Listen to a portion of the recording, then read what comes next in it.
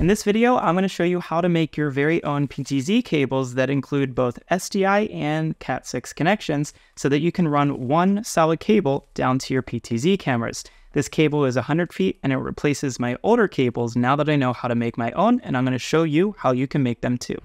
Let's go ahead and get started and go over some of the tools that you'll need to make this happen. The first tool that you'll need is going to be a heat gun and some heat shrink tubing. Then you'll need this expandable braided sleeve, some scissors, masking tape, and I'm using a skewer, but you could use a couple of other objects, and I'll talk about that in just a moment. So the first tool that you'll need is going to be this expandable braided sleeve. This is the sleeve that both of the cables, the CAT6 cable and the SDI cable, are going to go inside of, and then we're going to heat shrink the ends so that it becomes one solid cable. Now, I found that with the heat shrink tubing, you really need to have something that's larger than 1/2 inch in diameter, because the specific BNC connector that we have on here is about 1/2 inch. So the tubing needs to be just a little bit bigger. This one in particular, this is 5/8 inch, so that it will fit over that end connector of both the SDI cable and the CAT6 internet cable. Now, what I did find was that you also want to make sure when you're getting a heat shrink tubing, and I will link to some of these down below, you want to look for at least a 3:1 or 4:1 shrink ratio. If it's only 2:1, it's not going to shrink down tight enough to grasp your cables and keep everything tight and together. The other thing that you want to do is use a skewer, and the reason why I used a skewer, you can use any sort of stick or something skinny like this that you can find, is because I'm going to tape both the CAT6 cable and the SDI cable to this skewer, and it's going to allow me to feed it through that braided loom. That loom is 100 feet long, so it's going to take us quite some time, and this makes it so much easier for us to do this.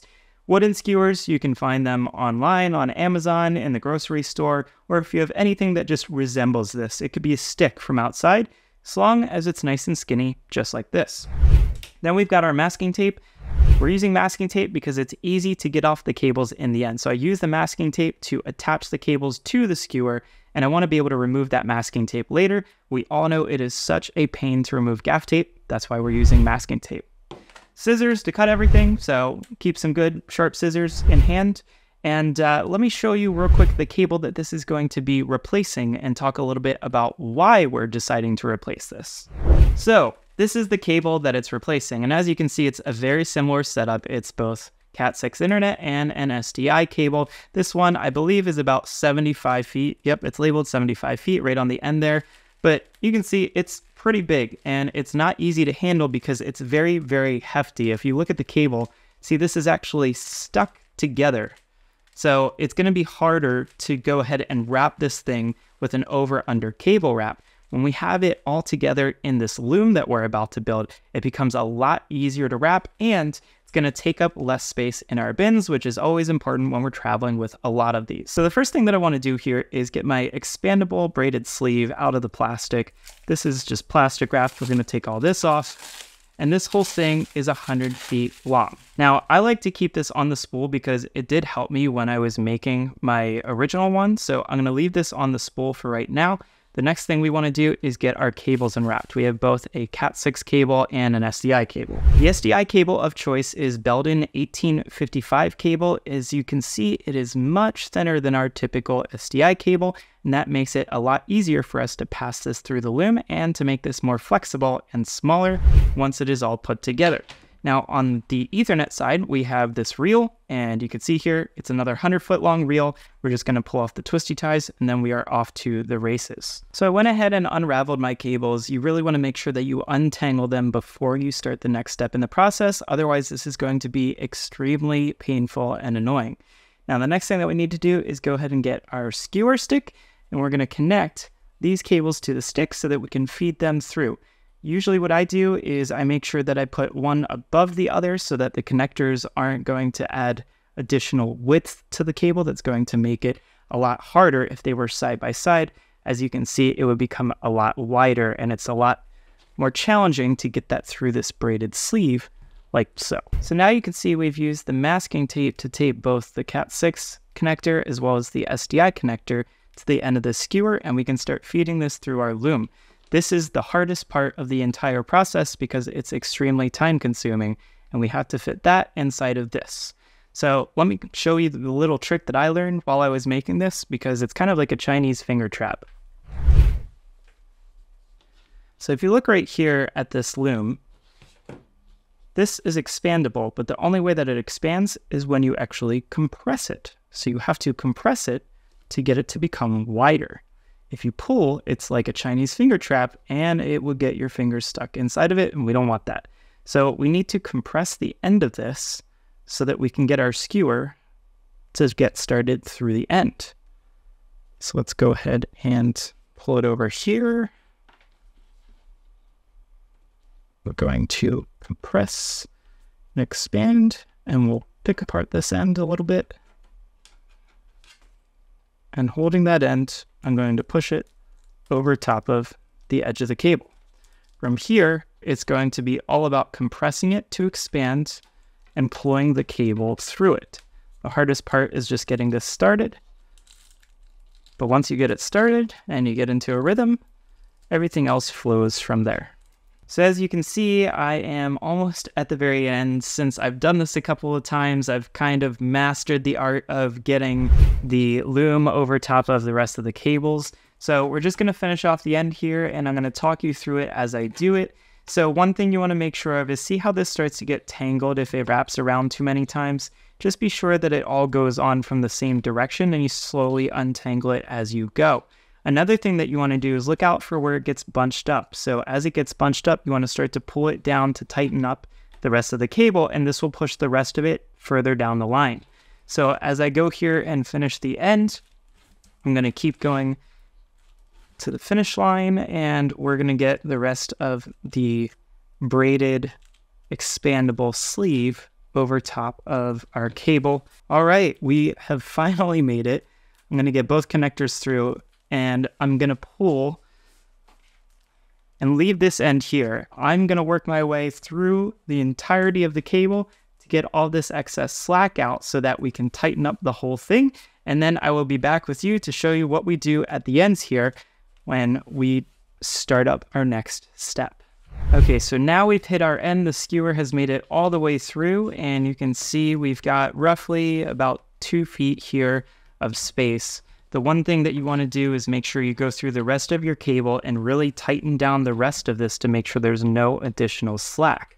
From here, what you can do, and I recommend that you do this just for the sake of keeping this all together, is to take a little bit of masking tape and to mask off the ends here.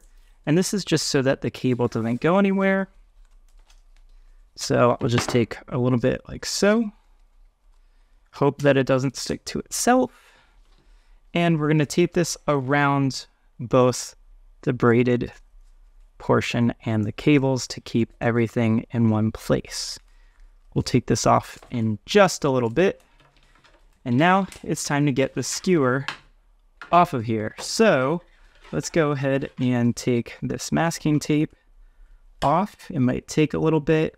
If it helps out, you can always grab yourself a little X-Acto knife. From here, the best thing you can do is to kind of measure out how much space you want from where the cables split to the end connectors. The reason for this is because if you plug this into the back of your switch, so your CAT6 goes into the back of your switch, and then your SDI goes into the back of your switcher, so 2 different devices, you want to make sure that you have enough space for the cables to split apart to attach to each of their respective devices. So for me, that's roughly about 1.5 to 2 feet. And as you'll notice, these cables are not perfectly aligned. This is actually pretty normal for most cables. It's very rare that you're going to get a 100-foot cable that is exactly 100 feet. Now it's time for us to go ahead and get that shrink wrap on here so that we can hold this thing together. So let's get our shrink wrap out. So my heat shrink tubing, these came in a 5/8 inch diameter. They're 6 inches in length, and they shrink a 4:1 ratio, meaning if it's 5/8 inches in diameter, it's going to shrink to 5/32 inches in diameter. It's being 6 inches in length. I don't need it to be that long, so I'm going to cut these in half, and we'll do 3 inches on each end. And we'll take our heat shrink tubing out, just one of them for right now. You can see it right here. And I'm going to cut this roughly down the middle. So if we spot this to about here, like so, and just cut. two heat shrink pieces, almost exactly the same length. We're going to pull our heat gun out of the way, and we'll slide one of these over here for later. So now we want to get the heat shrink tubing over both of these cables. You can start with your BNC cable, and then you can go and get your CAT6 cable in there. I'm going to pull these through, and we're going to take it right up to where our tape is. So we'll slide this off to the side. We'll get this masking tape off of here. And we'll get this tubing right over top of both. Okay, from here, I'm going to get my heat gun plugged in, and then we'll be off to the races. Make sure that you use the little kickstand that's included in this. It allows you to sit it right on the table as it's turning on, and to make sure that you don't melt anything. We're plugged in, and this will heat up very, very quickly. I'm going to hold this off of the desktop because I don't want to melt anything on the desktop. So make sure that your tubing goes roughly halfway across, and we'll get these pieces out of the way, and we'll turn on our heat gun.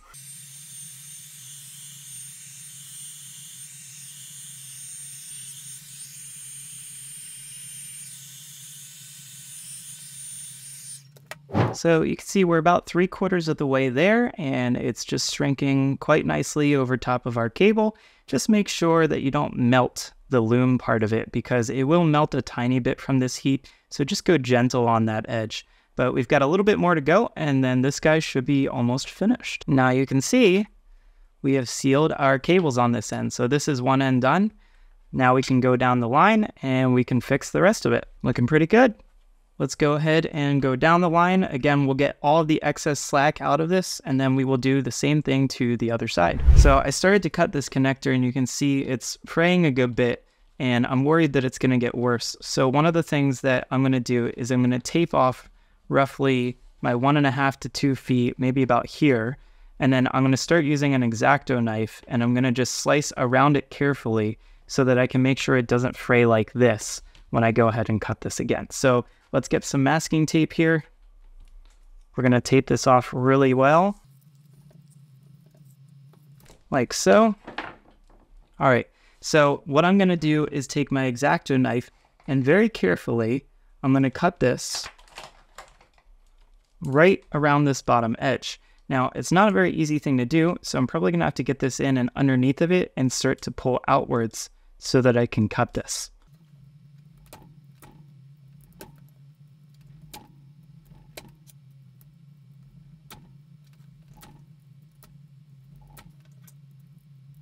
So see how it's going to fray a little bit here, but all of this will be tucked away underneath of this sleeve once we get this going. So I'm just going to cut this back as best as I can.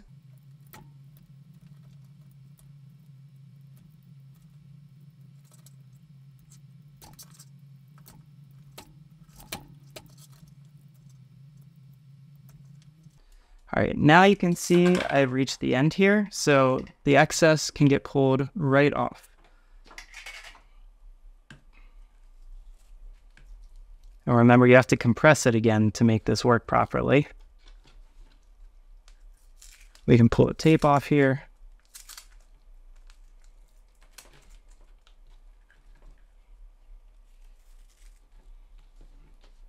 Just gonna pull this all off. There we go. So we freed the connectors. We don't have a super pretty end right here, but again, like I said, once we get this tubing on, this is going to seal right over top of that. So we'll get this cable through and this cable through.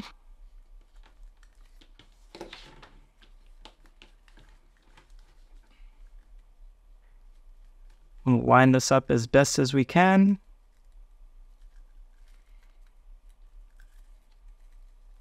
There we go. So now that this is over top, it's not going to be the cleanest thing, but we can go ahead and heat shrink this. So let's do it.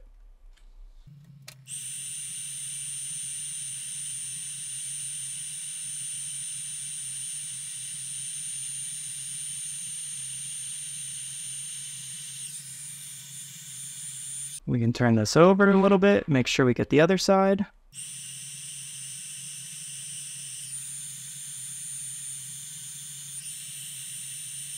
Now that it's sealed, I can go ahead and put some electrical tape on the ends here, and this will help me make sure that it doesn't continue to fray any further. Then we've got all this tightened down, and our cable should be good to go from there. So you've seen how we make these cables. It's not the easiest thing, and it's definitely a time-consuming task. But being able to make these cables allows me to make them any length that I want, and they're much thinner and more pliable, so they're easier to bend these around corners when I'm setting up my PTZ cameras. I hope you enjoyed this tutorial, and for any of the items that you heard me mention today, I'm going to go ahead and put those links down in the description below this video. If you buy using those links, it doesn't cost any extra to you. These are the same products that I use for making my cables, and as you can see, it worked out pretty well for me. And when you do buy those cables, it helps to support my channel, and I get a small commission as a thank you for making videos just like this. Thanks again for watching, and I'll see you in the next one.